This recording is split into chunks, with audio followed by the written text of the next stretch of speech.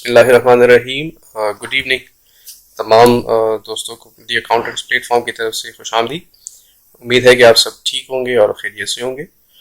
आज की जो हमारी वीडियो है वो मैचिंग प्रिंसिपल पे है।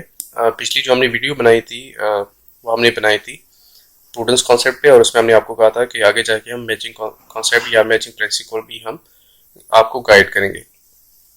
तो चलते हैं अपनी वीडियो की तरफ। और वीडियो में सबसे पहले जो है वो आपको मैचिंग प्रिंसिपल की डिफिनेशन का बताएंगे कि मैचिंग प्रिंसिपल जो है वो है क्या, और उसकी जो है वो हम इम्पोर्टेंस भी बात करेंगे कि फाइनेंशियल स्टेटमेंट्स में उसके बनाने के टाइम जो है वो मैचिंग प्रिंसिपल की क्या अहमियत है। और वीडियो के आखिरी पार्ट में जो है हम आपको मैचिंग प्रिंसिपल की कुछ इलस्ट्रेशंस बताएंगे कि मैचिंग प्रिंसिपल एक्चुअली किस तरह से काम करता है।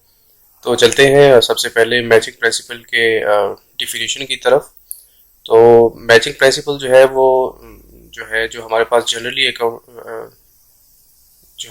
जनरली एक्सेप्टेड अकाउंटिंग प्रिंसिपल्स है, वो मैचिंग प्रिंसिपल को कुछ इस तरह से डिफाइन करता है कि related revenues and expenses must be matched for a same period.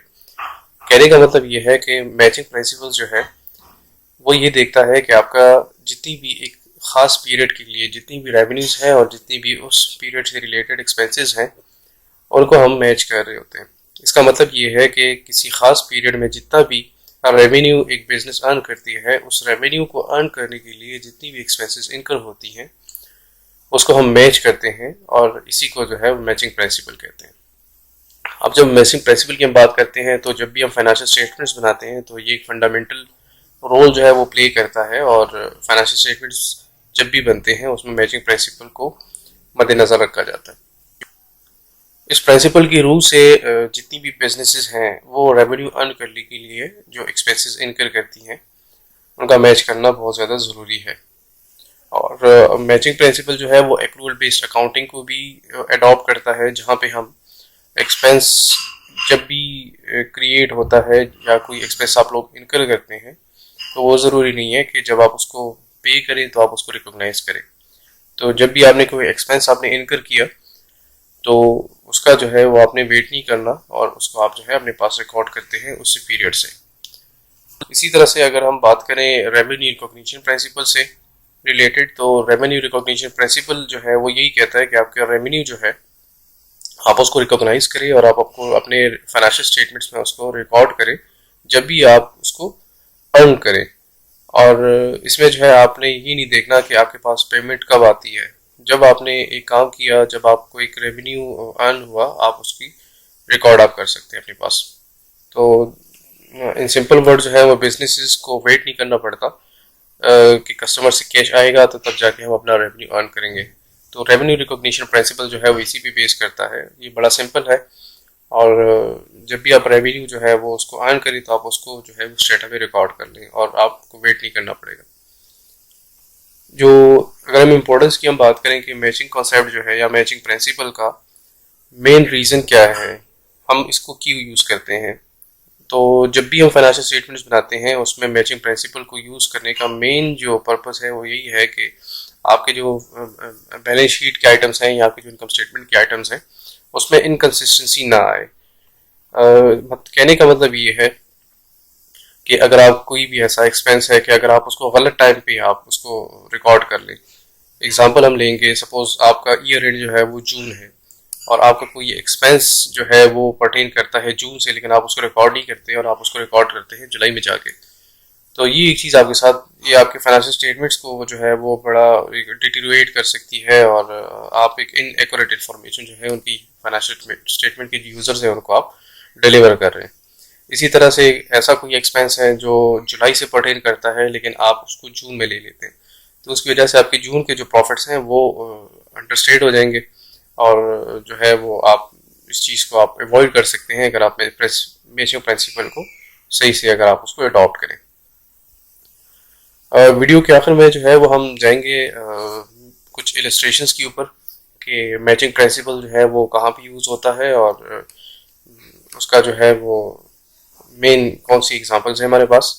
तो उसमें सबसे पहले जो है हमारे पास एक एग्जांपल है कि सपोज एक कंपनी है वो अपने एजेंट्स को 5% जो है वो कमीशन दे रही है over the total sales volume. तो अगर जून में सपोज आपके पास टोटल कमीशन जो है वो उन्होंने अर्न किया है 100,000 रुपीज़ का, तो 5% के हिसाब से आपका कमीशन जो टोटल पेबल बनता है वो 5,000 आपके पास टोटल कमीशन बनता है। तो होना ये चाहिए कि as per the matching principle and as per accrual accounting इसको आप अपने पास जून में रिकॉर्ड करेंगे, 5,000 का एक्सपेंस आप रिकॉर्ड करेंगे। और इसमें आपने जब भी आप इसकी पेमेंट करें, सब आप जुलाई में पेमेंट करते हैं, आप अगस्त में पेमेंट करते हैं, तो आपने जो है उसके लिए वेट नहीं करना, आपने अपना एक्सपेंस जो है वो जून में ही बुक करना है। तो आपका मैचिंग प्रिंसिपल भी ये कहता है कि आपके जितनी भी एक्सपेंसेस हैं वो किसी खास पीरियड से अगर पर्टेन कर रही हैं तो आप उसको उसी पीरियड के अंदर ही उसको रिकॉर्ड करें। इसी तरह से अगर हम दूसरी एग्जांपल्स पे जाते हैं तो आपके पास सैलरीज जो है, नॉर्मली हम सैलरीज पे करते हैं जो भी महीना होता है उसके आखिर में, लेकिन कभी कभी ऐसे होता है कि सैलरीज आपकी नेक्स्ट मंथ में चली जाती हैं। एग्जांपल ऐसे है कि अगर आप जो है वो जून की सैलरीज हैं आपके पास, तो जब तक वो आपके अकाउंट से डेबिट होती हैं तो तब जाके जो है वो जुलाई का पहला वीक आ चुका होता है। तो कहने का मतलब ये है कि आप जो सैलरीज की जो जो भी आप अपने पास सैलरीज का एक्सपेंस बुक करेंगे तो आप अपने पास उसको बुक करेंगे जून में, क्योंकि आप जो है जून पे आपके पास एक कंडीशन एग्जिस्ट करती है और जून में आपने उसका एक्सपेंस बुक करना है। अगर आप इस तरह नहीं करेंगे तो आपकी जून का जो एक्सपेंस होगा वो अंडरस्टेट होगा और आपको जुलाई जो है वो ओवरस्टेट हो जाएगा। तो इससे बचने के लिए जो है वो आप अपनी सैलरीज की जो जो भी जनरल वाउचर है वो आप जून में ही पास करें ताकि आपके पास एक्यूरेट फिगर्स आए और आगे जो इसी के बेसिस पे फाइनेंशियल स्टेटमेंट्स बने वो इनकंसिस्टेंट ना हो। तीसरी एग्जांपल में जो है वो डिप्रिसिएशन एक्सपेंस है। नॉर्मली जो आपका डिप्रिसिएशन एक्सपेंस है वो रिकॉर्ड होता है over the useful life of an asset, और जब तक जो है वो आपके पास एसेट चलता होता है उसी हिसाब से जो है आप उसको डिप्रिशिएट कर रहे होते हैं।